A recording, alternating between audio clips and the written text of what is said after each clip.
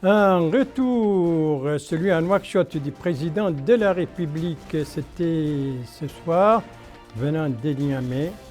Il a participé au sommet extraordinaire de l'Union africaine sur l'industrialisation tenu à Niamey. Une inauguration, celle de notre ambassade dans la capitale du Niger, et c'était également ce matin par les chefs de l'État en marge des travaux du sommet africain.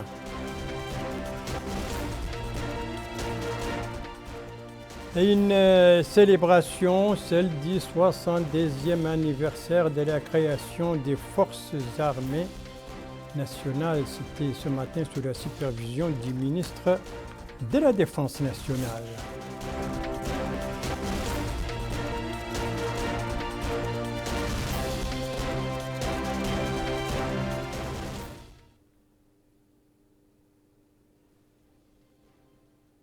Voilà donc pour les principaux titres de votre journal et c'est parti, mesdames, mesdemoiselles, messieurs, bonsoir et bienvenue à votre 22h de ce vendredi 25 novembre 2022. 22h que nous commençons donc par un retour, celui du président de la République, M. Mohamed Ould Cheikh El Ghazouani. Son retour donc ce soir à Nouakchott. Voilà. Le président de la République et la première dame qui descendent donc de l'avion, salués à son arrivée par le Premier ministre, M. Mohamed Bilal Messoud, des membres du gouvernement ainsi que d'autres hautes personnalités. Je profite des images de cette arrivée pour vous rappeler la délégation qui a accompagné les chefs de l'État au Niger. Il s'agit de la Première Dame, l'une des ministres conseillères à la présidence de la République, des ministres des Affaires économiques et de la promotion des secteurs productifs, les ministres du Commerce, de l'Industrie, de l'Artisanat et du Tourisme, les directeurs des cabinets du président de la République, l'ambassadrice à Addis Abeba, représentante permanente auprès de l'Union africaine, notre ambassadeur au Niger, deux conseillers, deux chargés de mission à la présidence de la République et bien entendu le directeur général du protocole d'État. Voilà donc pour le retour ce soir à Nouakchott du président de la République. Il revient de Niamey, la capitale du Niger, où il a participé au sommet extraordinaire de l'Union africaine tenu là-bas aujourd'hui sur l'industrialisation et la diversification économique. Compte rendu de notre envoyé spécial Sid Ahmed Ouloukbar, compte rendu revient en français par Bokar Baïlaba. Le sommet extraordinaire de l'Union africaine permet aux dirigeants africains de discuter des moyens et de coopérer dans les domaines économiques et industriels et la création d'opportunités d'emploi. L'objectif est d'assurer l'industrialisation qui constitue l'un des piliers du développement de l'Afrique et des objectifs de développement durable inclus dans l'agenda de développement du continent 2063. Et la cérémonie d'ouverture du sommet s'est déroulée en présence du président de la République, M. Mohamed Ould Cheikh El Ghazouani, aux côtés des chefs d'État et de gouvernement membres de l'Union africaine.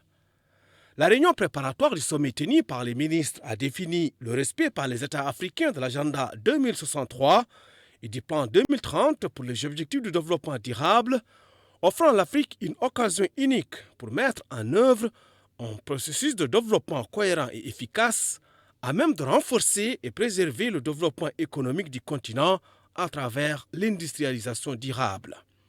Et dans son discours d'ouverture, le président de la République du Rwanda, Paul Kagame, président du sommet au nom du président de l'Union africaine, a indiqué que le rythme de l'industrialisation sur le continent est très lent pour atteindre l'ordre du jour fixé, soulignant la nécessité de créer un partenariat efficace entre les secteurs publics et privés afin d'améliorer la performance de ce secteur vital et important dans tout développement économique dans n'importe quel pays.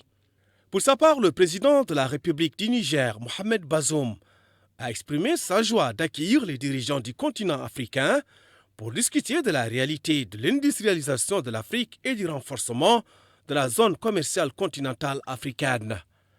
Il a indiqué que ce sommet prouve la détermination du dirigeant du continent à promouvoir l'industrialisation et activer son rôle dans les économies nationales. Autre intervention, c'est celle faite par le président de la Commission de l'Union africaine, Moussa Faki Mahamat, qui a indiqué que la politique industrielle développée sur le continent il y a des décennies n'a pas été en mesure d'atteindre les objectifs souhaités, soulignant la faible contribution du secteur industriel au niveau continental au produit intérieur brut, ce qui exige que l'Union africaine et tous les organismes du continent de contribuer à activer ce secteur vital dans tout développement économique. D'autres intervenants se sont relayés pour souligner que l'industrialisation de l'Afrique peut débloquer le potentiel de croissance inclusive du continent en élargissant l'accès aux opportunités économiques.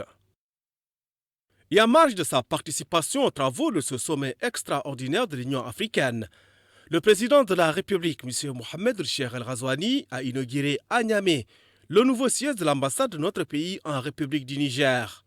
Dans une allocution prononcée pour la circonstance, le ministre de l'Habitat, de l'Urbanisme et de l'Aménagement du Territoire, Sid Ahmed Mohamed, a fait une présentation des différentes composantes de cette importante structure qui sont l'une des principales réalisations du pays, en particulier en matière d'infrastructures et d'installations publiques de différents types.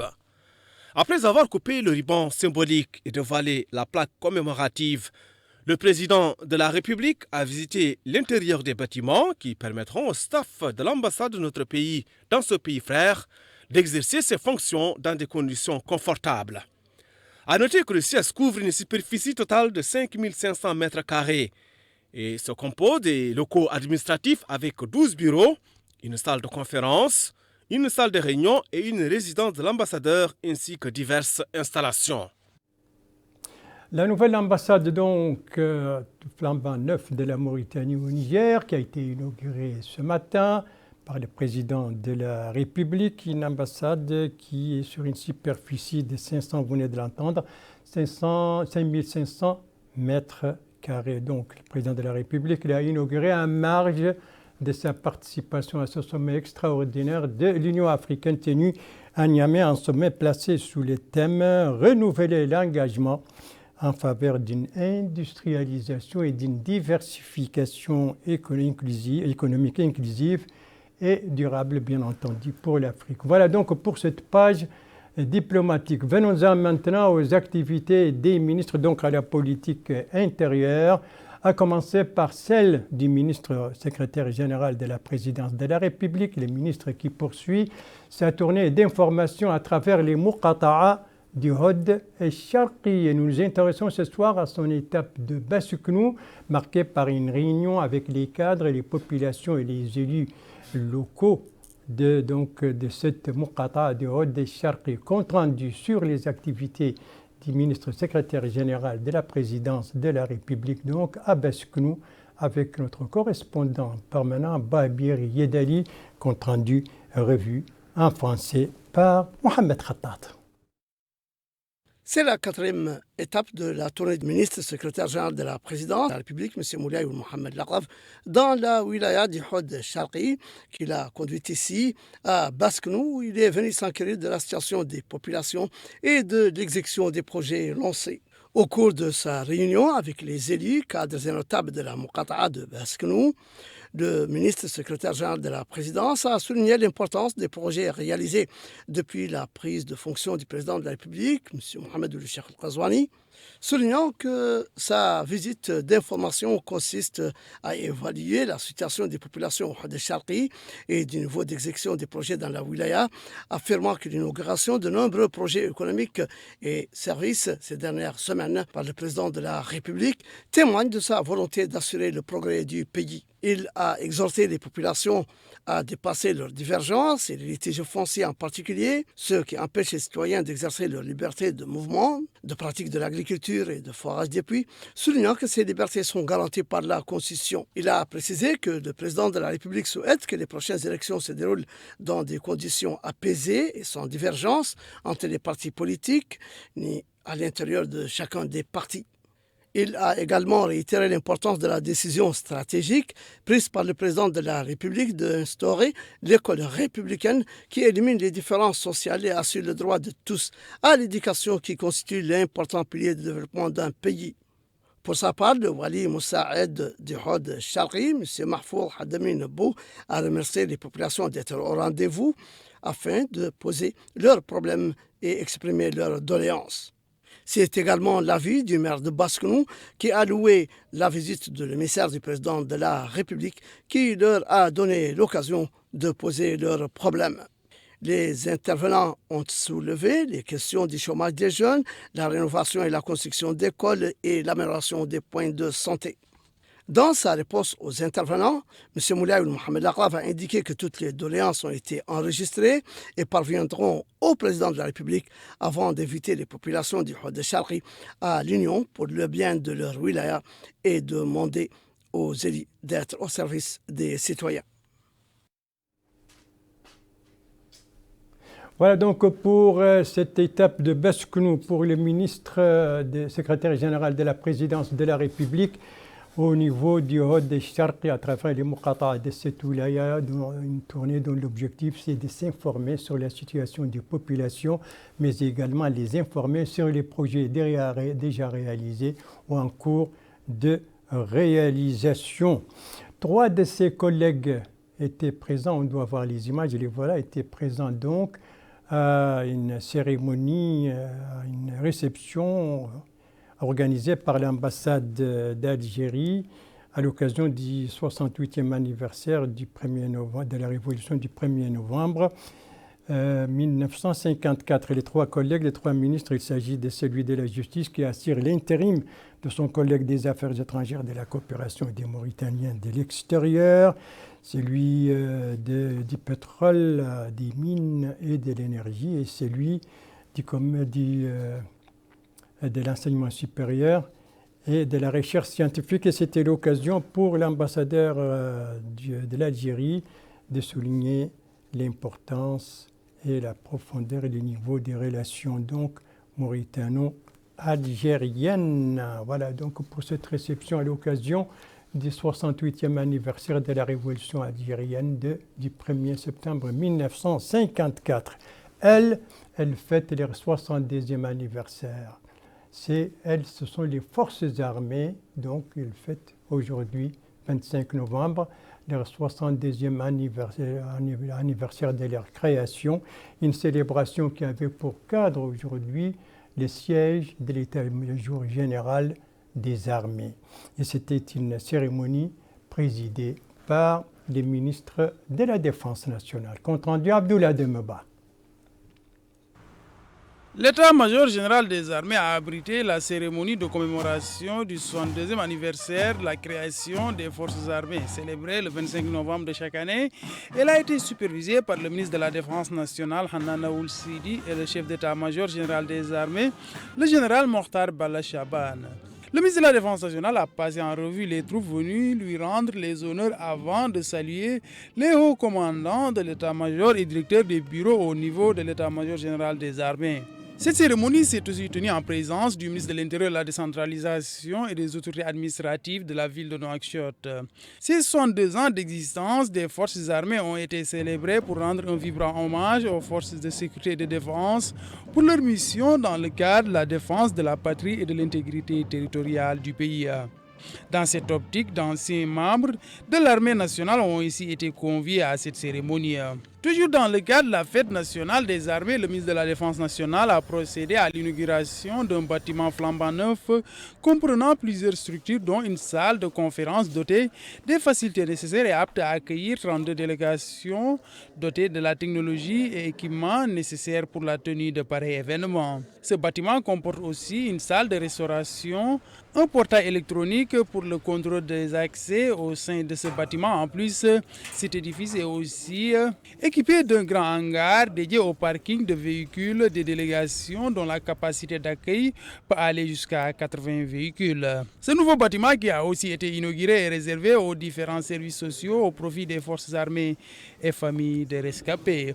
Au niveau de l'hôpital militaire de Nouakchott, Hanana Ould Sidi a inauguré plusieurs nouveaux services au sein de cet hôpital. Il s'agit notamment d'un service d'urgence, d'accueil et d'hospitalisation. La nouvelle unité de cardiologie de cette infrastructure hospitalière a aussi été inaugurée inauguré sur place, le directeur de l'hôpital militaire de Nouakchott a fourni des explications détaillées sur le rôle des équipements qui ont été acquis dans ce cadre. L'hôpital militaire s'est aussi doté d'équipements nécessaires pour le bon fonctionnement des services d'ophtalmologie et de médecine dentaire. Le directeur général de l'hôpital militaire de Nouakchott a affirmé que tous les services de cet hôpital ont bénéficié de nouveaux équipements.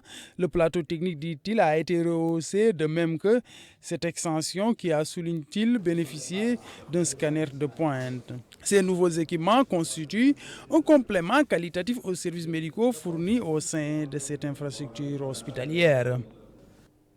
Et ça, c'était donc la célébration du 70e anniversaire de la création des forces armées, cérémonie qui s'est déroulée donc, au siège de l'état-major général des forces armées, et marquée également par plusieurs inaugurations.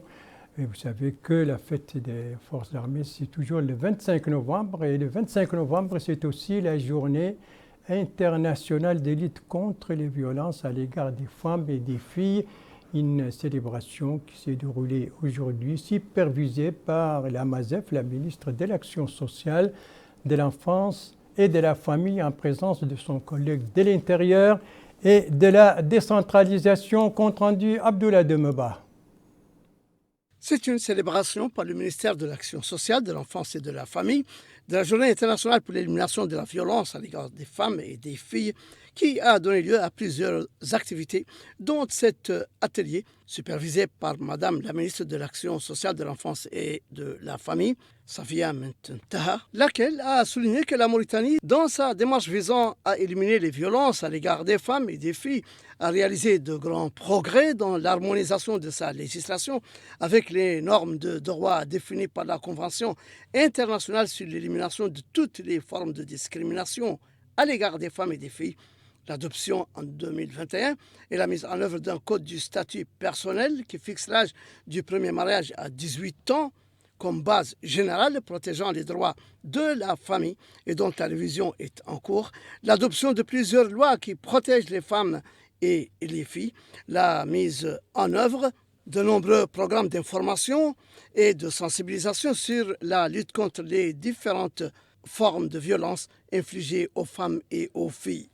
Elle a ajouté que l'intégration de la dimension genre dans les programmes et projets de développement avec la prise en compte des intérêts stratégiques des femmes et des jeunes, notamment leur accès et le contrôle des facteurs de production, compte parmi les mesures prises par notre pays. Pour sa part, le représentant résident du Fonds des Nations Unies pour la population, le FNIAP, M.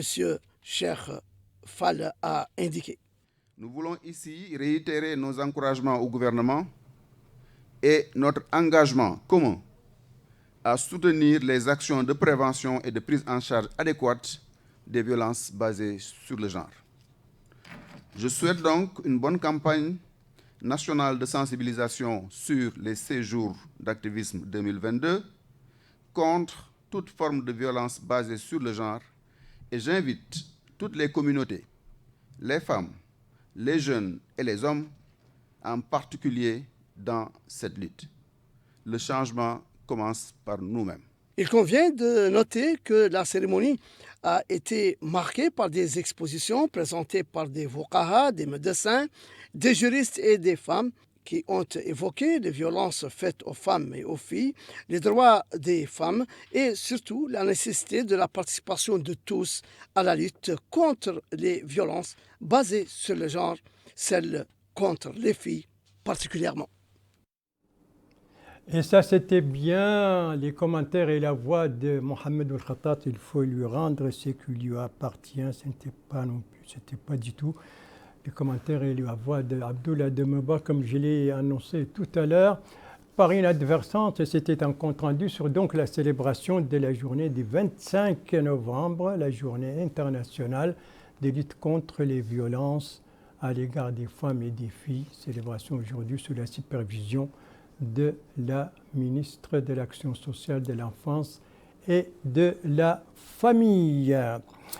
Bonne nouvelle pour 4 de nos wilayas de l'intérieur du pays, à savoir, pour 3 plutôt de nos wilayas de l'intérieur, à savoir le Hod Charqi, la Saba et le Brakna. Bien sûr, 3 wilayas ont disposé désormais d'un centre de pêche fluviale et d'aquaculture. Ceci à la suite de la pose de la première pierre de ces centres aujourd'hui à Néma par le ministre des Pêches et de l'économie maritime. Compte rendu sur cette activité de notre correspondant permanent là-bas, Alvara Chebani. Compte rendu revient en français par Bokar Baïleba.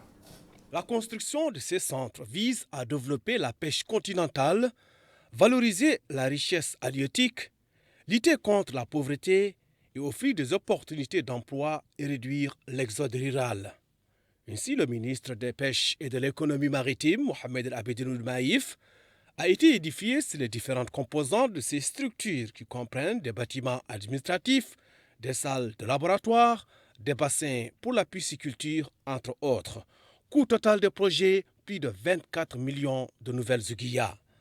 Et dans une allocution prononcée à cette occasion, le directeur de la pêche continentale et de l'aquaculture, Brahim Khatri, a indiqué que la construction de ces centres vise à mettre en valeur tous les plans d'eau aux fins de la pêche continentale et la mise en place de fermes piscicoles afin de valoriser les capacités de richesse halieutique dans ces zones et de stabiliser la population dans les terroirs.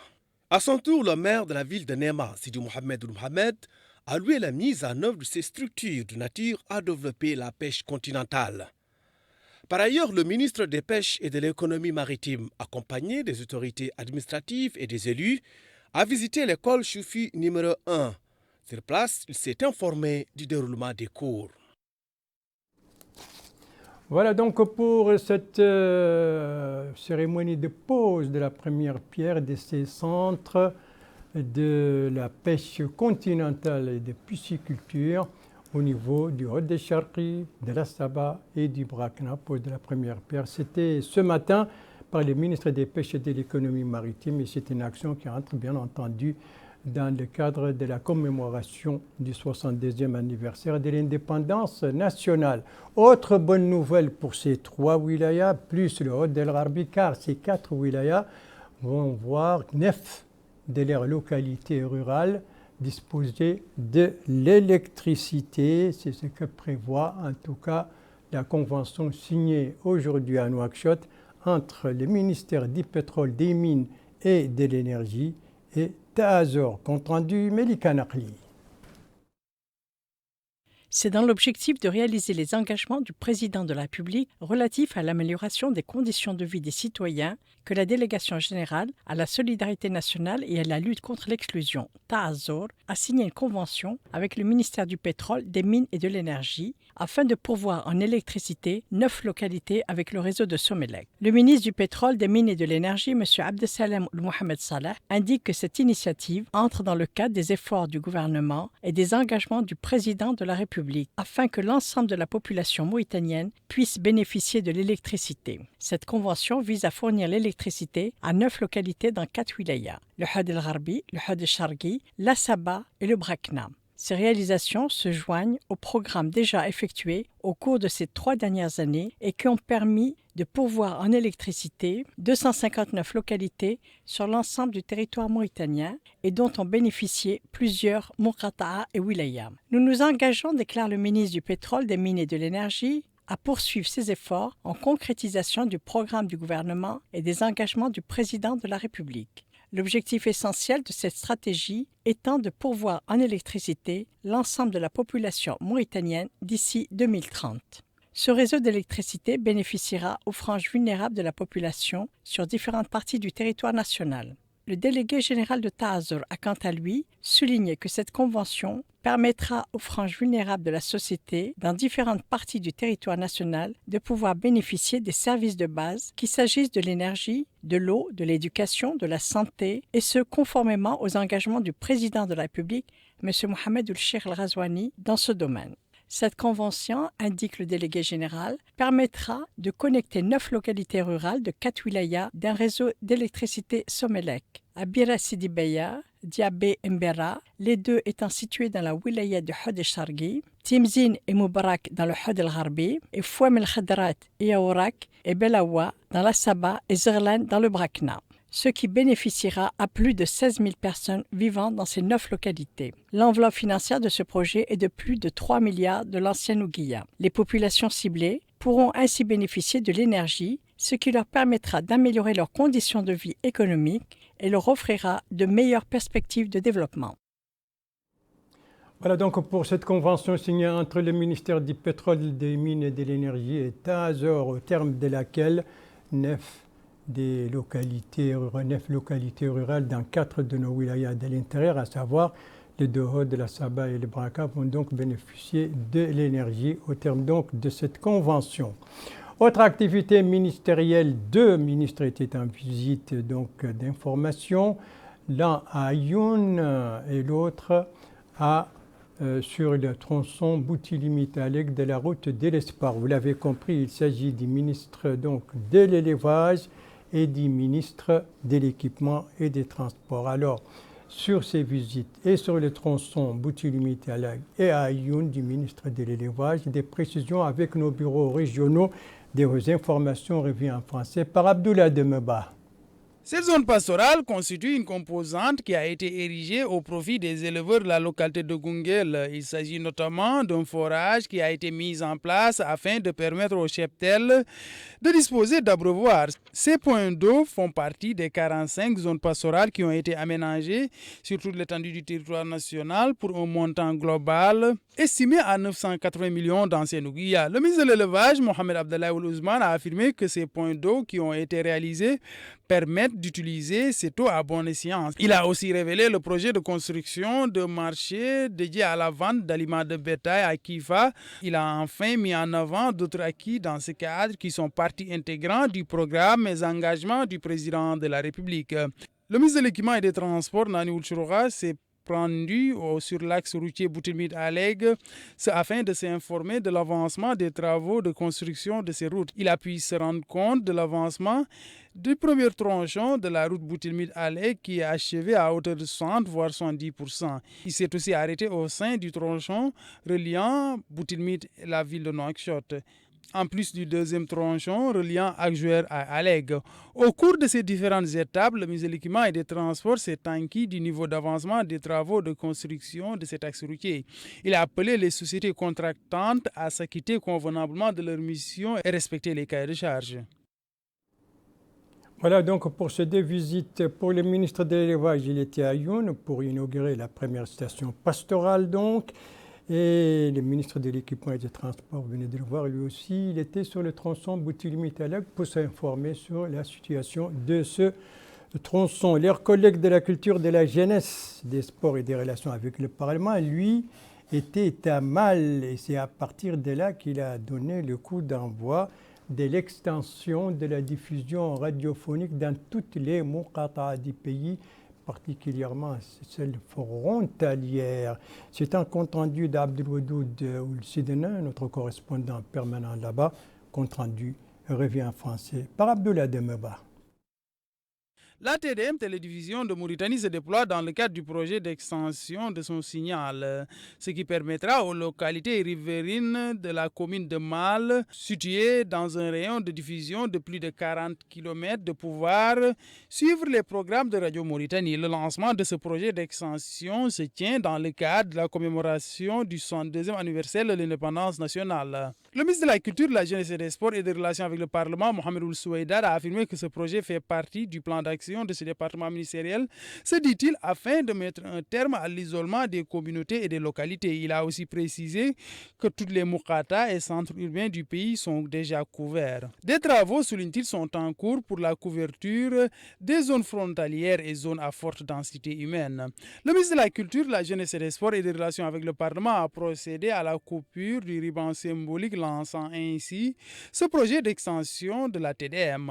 En compagnie du Wali du Brakna et du président du conseil régional de Sedulaya, le ministre de la Culture, de la Jeunesse et des Sports et des Relations avec le Parlement a assisté à une cérémonie de levée des couleurs au niveau de l'école numéro 1 de la muqata de Mal. Voilà donc pour cette cérémonie présidée par le ministre de la Culture, de la Jeunesse, des Sports et des Relations avec le Parlement. Donc, c'est la diffusion dans toutes les muqata'a du pays. Coup d'envoi donc aujourd'hui à partir de Mal au Brakna. Retour à Nouakchott pour parler de cette activité du commissariat aux droits de l'homme, à l'action humanitaire et aux relations avec la société civile. Eh bien, il y a eu une réunion aujourd'hui au siège de ce commissariat pour présenter donc le rapport final sur le projet du mécanisme national.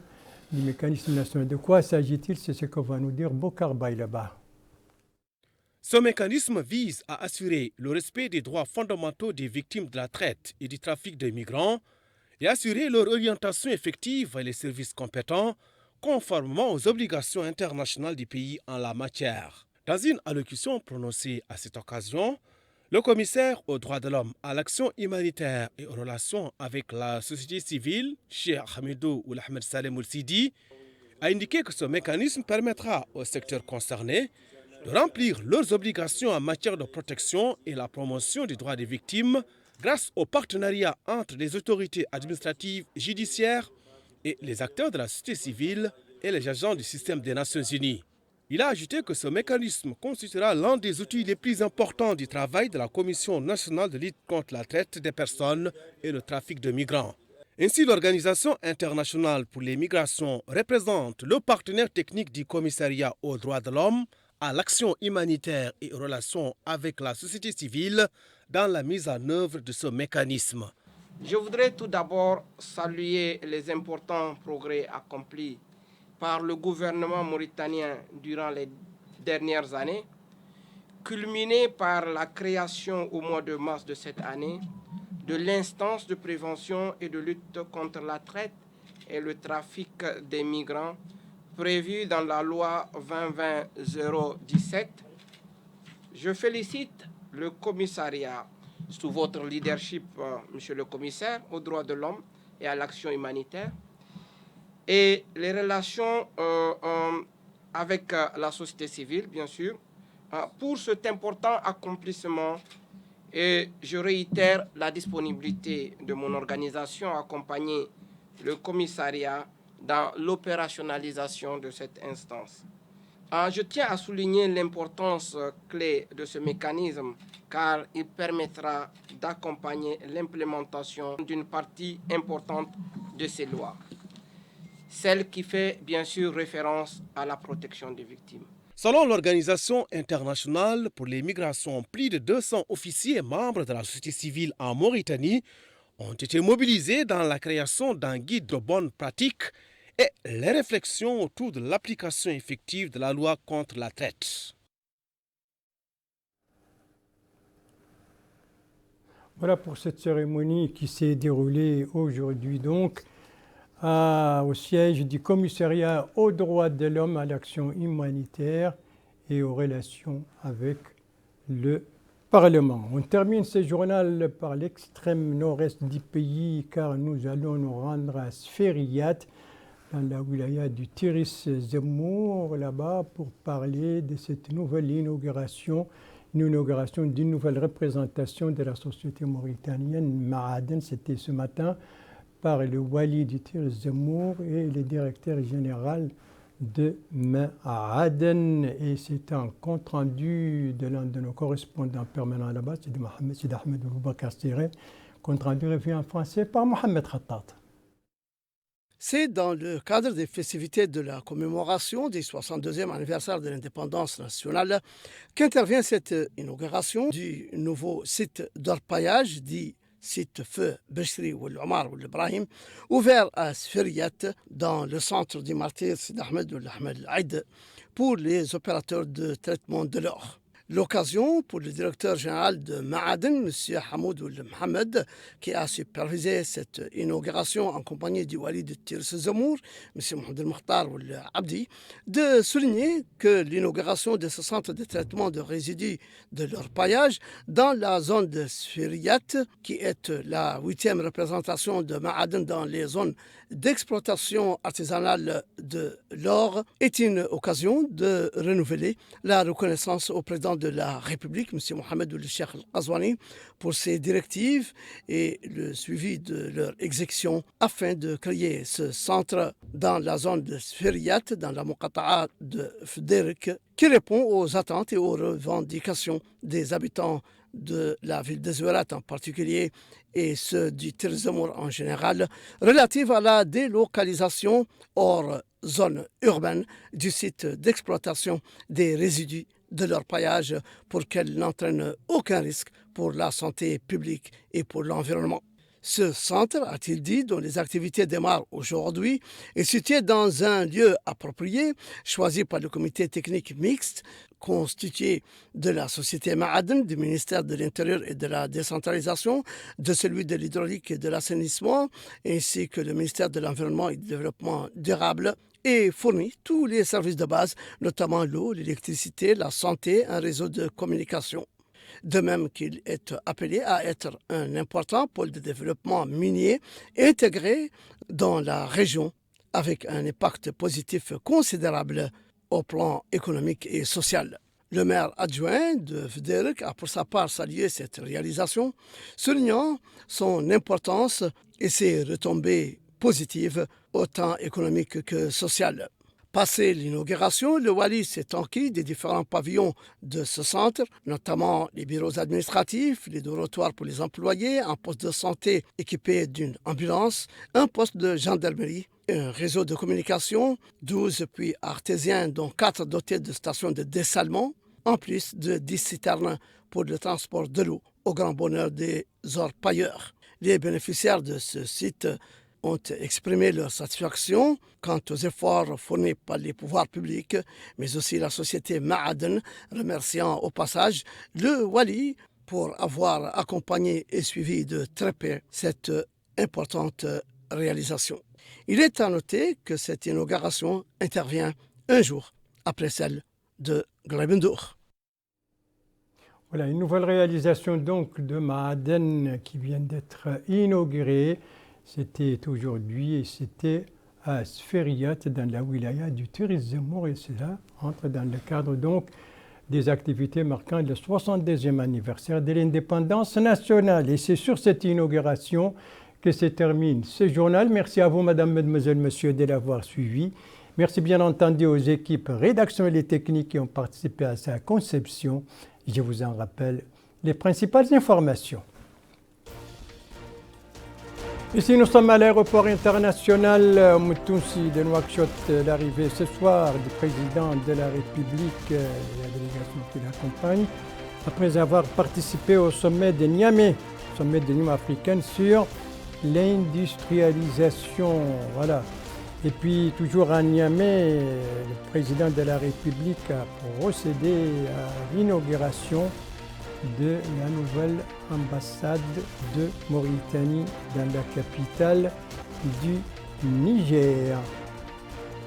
Ici, nous sommes à Nouakchott, précisément à l'état-major général des forces armées qui était le cadre de la célébration du 72e anniversaire de la création des forces armées. C'était ce matin sous la supervision du ministre de la Défense nationale.